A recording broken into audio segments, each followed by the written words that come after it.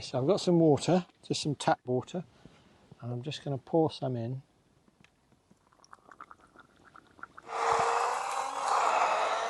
That's really good. Anyway, it's gone from like a maroon shake, like a green shake. Morning, welcome back to VeggiePlot. Just up on the allotment today. Just got some leeks to plant. Thought it was about time I got these out. I think these are Musselburgh. I sowed them quite a while ago. Let me just see if I can see the label. Yeah, 25th of March. So these have got to go out today. Yeah, got a bed all lined up for them. But I just want to show you, look, I have a plum on my plum tree. Actually, I have one coming through there, another one here, and one down there. So I have about 4 plums, which is nice. And on the pear tree, we have 1 pear. But, you know, early days, trees only went in last year. Yeah, I just wanted to show you as well, before we get going with these, the flower bed at the moment. It looks absolutely glorious at the moment. All the dew on the flowers, you can see. Absolutely gorgeous. The sun coming through. I don't know if it's picking it up. But yeah, really looking good at the moment. Really pleased with that. Going to pick some of the gladioli today and some of the others to take home. But yeah. Anyway, these leeks. So where are they going to go? They're going to go up here in this bed with the peas. The Asian food shop peas, which are doing okay actually. Haven't been attacked by the pheasants yet, which is nice. Should we have a quick whip around the allotment, have a quick look, see how things are going? So these are the peas, they're doing okay. We've got the beans, these are the Climbing Trail of Tears beans, these are doing okay. We've got some more lovely French beans, Mystique, they'll be alright. I think in a crop maybe in a few weeks. Some radishes I sowed a couple of weeks ago, they're doing okay. The corn, look how tall this corn is, it's absolutely enormous. It must be 6-7 foot tall now, I think. Absolutely enormous. So anyway, this is supposed to be the mini popcorn, but I have no idea where the corn are. They're not here yet. Anyway, then we've got some beetroot. They're coming up. They're the Burpees Golden. The seeds I'm saving for next year for the broad beans. You can see in here they're all gone hard, so I've got to take those out today, the dark ones. Antirrhinums, I just popped those in just so we've got some cut flowers for home. And then the runner beans, there are lots of flowers on now, which is nice, but no beans yet. And then we've got some other beans down here, and these are Calypso. They're a dwarf bean, and I've got lots of beans under here, which I'm basically going to, you can see them, save them for dried beans for next year, for over winter. So that's what they're all for. Over here, the Crown Prince squash coming along nicely on here. And the other Asian food shop peas I sowed, look, they've got peas on, which is good. Not ready yet. I can tap them and they still sound hollow, but yeah, so they've got some peas coming. So that's good. What else have we got? Oh yeah, let's have a look. These are cauliflowers. I don't think there's a sign of any heads in there yet. I'm just waiting for them. Lovely Cavolo Nero kale, which I've been harvesting. They're doing okay. Lots of French beans now to pick again since the last harvest. These are getting a bit big. And then in here we've got a mixture of things. There's a few very small sprouts coming through, but I think these are all some crimson, what was the label saying?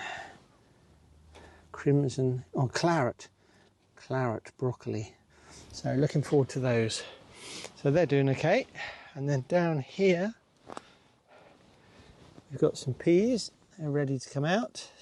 Not come out, be picked. Let's have a look, see if we can open this, shall we? One-handed.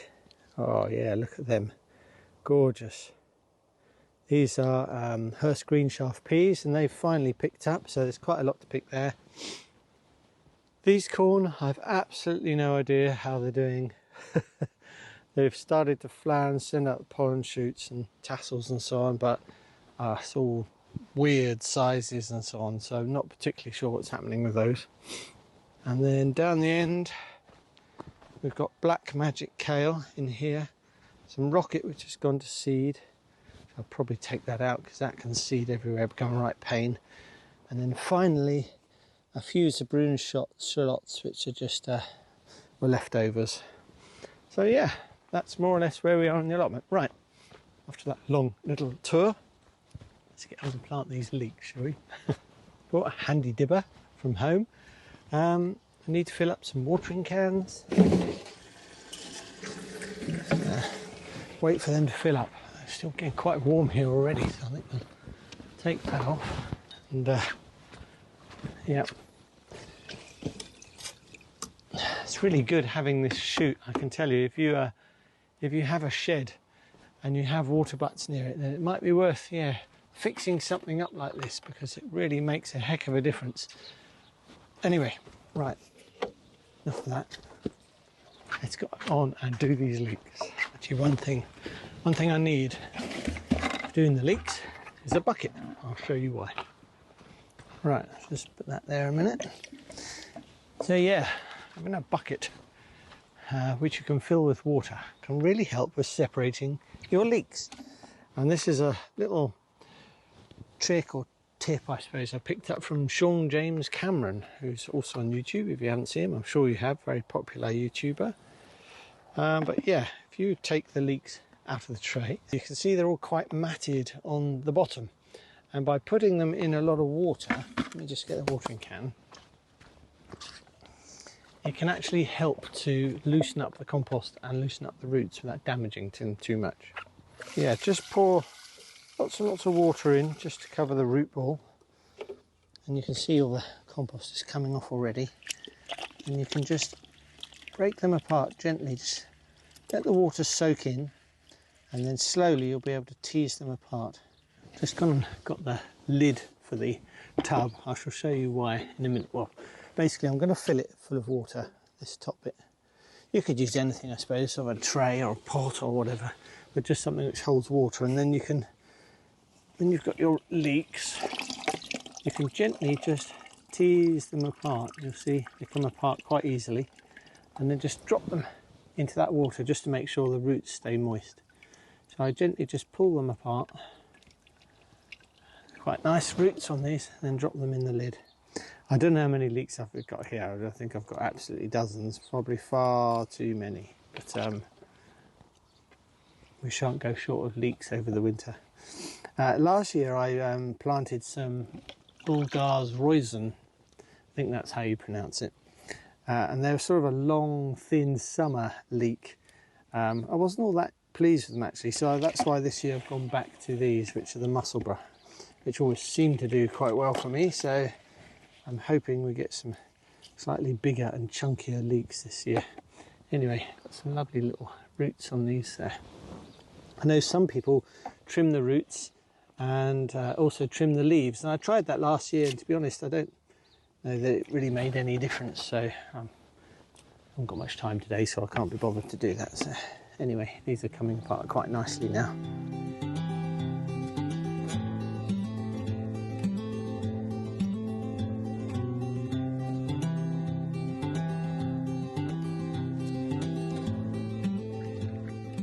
Just coming to the end of these now. I think I've got far too many leeks. I must have hundreds of them, but they're all coming apart quite nicely, which is good. So yeah, I'm not complaining. Just gonna have to find space for them all. Right, give them a little shimmy, get the roots and soil off. Great. Right, I have a whole tray here of them. There are literally dozens. So right, let's get on and start planting them. I'm going to try and get in about 10 different rows, I think, of about 4 leeks per row. So I shall just go through, make all these holes, and then pop the leeks in. As I say, I'm not going to trim them or anything. Just going to leave them as they are, not disturb them. And then we'll just drop them in the holes and water them in. I think I've got 13 rows in by 4, so what's that, about 40, about 52 leeks, something like that. Anyway, they're all in. I've just got to give them all a little water now, just to puddle them in. But as you can see, they're all in their little holes. So the soil sort of has crumbled in. So just drip a little bit of water into each hole. And then just got to keep an eye on that over the next month or so, because I think we're due for some pretty hot, dry weather. I just thought, actually, maybe if you've never grown leeks before, or you're new to allotmenting, you might wonder about some of the words that I've been using today for tools. So, like this one. This is a dibber, and apologies, obviously. I imagine most of you are going to know this, but for anyone who's new, this is a tool. It's called a dibber. It's just a piece of wood shaped, and it's used for making holes into the soil or the ground, so that you can plant things in, and you can do to whatever depth you want. I mean, but for leeks, I tend to try and get it in right up to the top here, which I guess is about 6 inches or so, 5-6 inches. And then you just push this into the ground, and that gives you a deep enough hole to plant and drop your leeks into. Let me bring you a bit closer and I'll just show you how it works. So, apologies for everybody who knows this already, but if you're new to allotmenting, so basically with the dibber, you just push it into the ground as far as you can, really. As I say, I try to get it up to about here for leeks, but because the compost is quite shallow on this very hard soil, you will have seen me use a hammer occasionally just to knock it in a little bit further. So just gently give it a little squiggle. And basically what that wants to do is firm the soil around the edges of the dibber. So when you take it out, the soil stays firm on the edges and you get quite a deep hole. And then basically you get one of your leeks, if you choose a nice big one. Right, and I think this is why quite often people trim the roots about an inch off the bottom of the roots and the tips, just to help them get in, but the leek into the hole. So basically I'll just push it in, give a little twiggle. And then the thought behind this is that the leek will, when it grows, will expand into this looser fitting hole and enable you to get a big fat leek, which is obviously what you want at the end of the day. So that's the idea, and that's what a dibber is, just in case you were wondering. So I'm going to go through, I've just got a few more to put in here, and then I want to get on with some harvesting. Right, let's get out the harvest basket. Oh, actually, before we do that, let me just show you this little blender. This is it. Just a little blender. It's you charge it up USB port, and then you've got a little button here. So we shall harvest some stuff and we'll put it in and we'll see what it tastes like in a minute. But for the moment, let's put that down there. I brought some water as well to mix things up with. And these are the things I picked from home. All getting a bit messy. I don't know what they'll taste like altogether, but I've even got a couple of little honeycomb tomatoes, which I thought we'd put in, but other than that, it's basil and all sorts of berries, and those peas I picked earlier on in the video. So yeah, we'll get on to do that in a minute. Right, where's the basket? Right, let's go and get some, I think we've got kale, beetroot and peas to harvest, so let's go and have a look. Right, let's just see what beetroot we've got first, shall we? Actually, I'll bring you down and have a closer look, because we had all that rain, and it's quite interesting that the multi-sown beetroot have finally begun to join us in size. So look at them, they're beauties. So if I just take this one, just twist it out, there we go, look at that, lovely. This is a Burpees Golden, as I've mentioned before, and they're a really beautiful golden colour inside. Let's have this one as well. Oh, they've all come out. Oh well, that's all three of those. So yeah, not so big, that one. I was trying to leave that one in, but that one's all right. So yeah, quite like them at this sort of size, sort of bit golf ball size, tennis ball size. So that's the Burpees Golden. Right, let's get some kale as well. The leaves, I think I mentioned before, the leaves are really nice too for beetroot. If you just cut them off and lightly steam them, they're very nice. So the kale, which is here, get underneath the netting. So yeah, just take some off the base.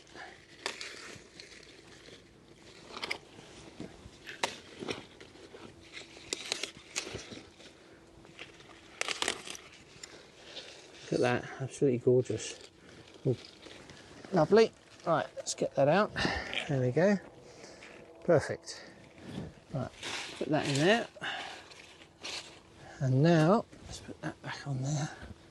What we want to do is get some of the beans, some of these lovely French beans. I picked so many the other day in the previous video, but you can see the ones I left, they've grown to sort of full size already. They're coming on really nicely. So I shall get on, harvest all of these that I can, and then I'm hoping that we'll get another crop off them, one more crop maybe, before the end of the season, if we can get some more flowers. It's all about staying on top of the harvesting. Really enjoyed growing these. As I say, I think I will probably grow green ones next year just because they're preferred on the table, but look at them, absolutely beautiful. Anyway, that's enough of the French beans for the minute. Now I want to get some of these peas. Very pleased with this netting. I sort of saved these peas, I think. Those the pigeons and the pheasants were really having a grand time with them. But they seem to have pulled back, which is great, and we seem to have a bit of a crop. The trick with all these peas is, again, if you're a beginner, is to stay on top of harvesting, because peas very quickly go from lovely and juicy to slightly bland and hard tasting, and you can tell when the pods go slightly crinkly and dry looking, and you know your peas have slightly gone over. Yeah, really pleased with these peas. They've really done a turnaround, so that's fantastic. Anyway, let me show you what we've got. There's a nice selection here today. So we've got the lovely Mystique French beans, these lovely golden Burpee's golden beetroot at the back here, some Hurst green shaft peas, which have come back from the dead, and some lovely Cavalloniero kale. So that's what we're going to do. We're going to take some of this now, juice it all up and see what it tastes like. Just put these down here and get the bench out, shall we? Let's put that down there. Right, where's the juicer blender? So this is I find this quite exciting, but I haven't done it before, so I have no idea if it'll work or if it's even going to be tasty. Right. So let's see. As I say, I have no idea if this will work or not. I just got this off Amazon. It's just a simple little blender. Wasn't too expensive, 20 odd quid I think or something. Anyway, charged it all up. The top undoes, so you can use this like a cup, I presume. But yeah, it's got sort of just a USB port here, and you just have to make sure that this, which also comes apart, this main sort of clear plastic part is just got to be tightened right up to this little arrow, which you probably can't see. Anyway, it doesn't matter. So as I say, we could do a savoury or sweet, or a bit of both. What do you think? So I've got some peas, so I'll put some peas in. That's that one I harvested earlier. Let's open a few more, shall we? These are the Hurst green shaft, as I say. Look at them, they're just beautiful. Anyway, we'll put them in. So that's 1, 2,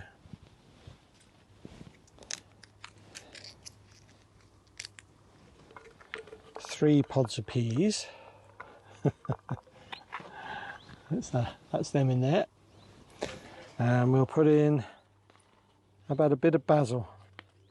Yeah, stick to savory. No, I'm not going to stick to savoury. I'm going to do a bit of both. So a bit of basil from the polytunnel. I think it's about 3 or 4 leaves. A couple of tomatoes, or perhaps I'll eat one now.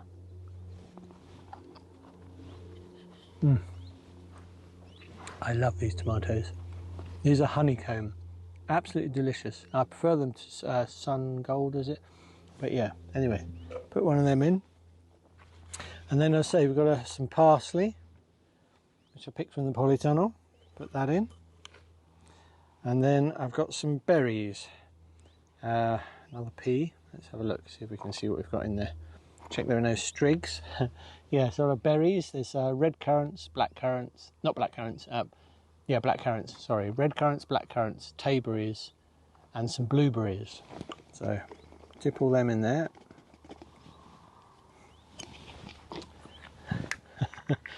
I need something to push them down with. There we go. So that's that and that and that. And then I thought this kale is supposed to be really, really good for you. I'll just check it for any bugs. No bugs. And I'll just rip it up. Shove that in. I think I'll bother with the stem. Tear that up small. Shove that in there. Right. Let's see what that's like, shall we? So I've got some water, just some tap water. And I'm just going to pour some in. Let it soak down. And I say, I've no idea even if this will blend this sort of stuff really well. And it's supposed to be good for juices and things. So anyway, give it a little shake up. There you go. Ready? I think you have to press the button twice. Look at that. And you stop it and then you turn it. Give it a shimmy and a bit more. Another 2 clicks.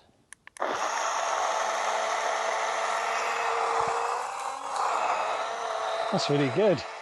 That's really chopped it up really well. Amazing. I think it's probably quite wet still, so what I'm going to do is I'm going to put more into it. More kale and more peas. So I'll come back to you in a second when I've done that.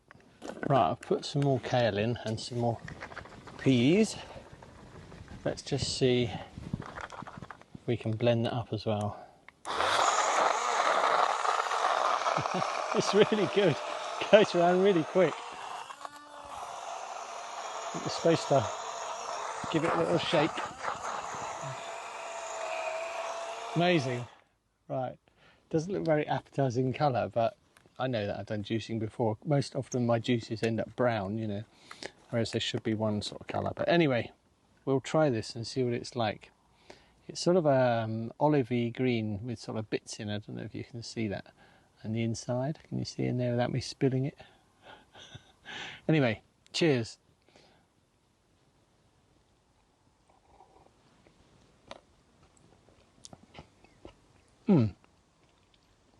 Yeah, it's not bad, but it needs probably to be a bit thicker, I think.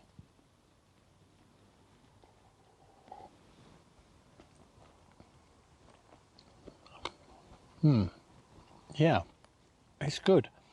I think the kale, yeah, you can really get the texture of the kale. It's really leafy. I'm not really selling it to you, am I? It is delicious, but normally with these sort of things, they're thicker, aren't they? It needs something to sort of thicken it up. I probably need to put a load more peas in. But it's good. And I bet it's good for me.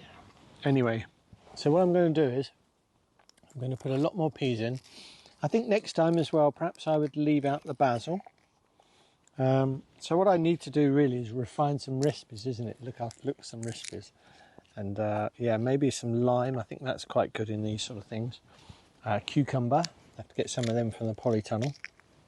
Although I'm not having a great year with cucumber. I don't know about you. But normally, you know, cucumbers are great. But this year, plants have just died off in the polytunnel. Don't know why that is. Anyway, right, let's get these peas in. Anyway, it's gone from like a maroon shake, like a green shake. Let's turn it off and see what it's like. Oh, it's much thicker now, much greener. So right, ready?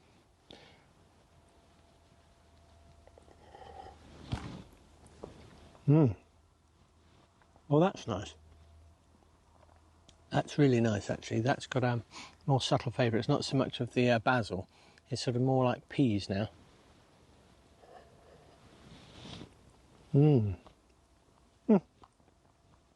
Wow. That's really, really good. I don't know if you can see in there. It's like green. I wish I had a glass. Actually, next time I'll bring down a glass and we can pour it out and you can see what it looks like. But yeah, no, really pleased with that. It's fantastic.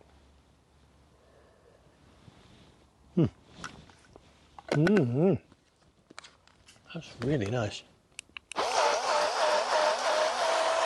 Anyway, blends really well. But yeah, perfect. Really good. Anyway, that's fantastic. Right, me, my juicer, and peas, beetroot, beans and kale. It's been a good morning. I'll see you soon. Bye for now.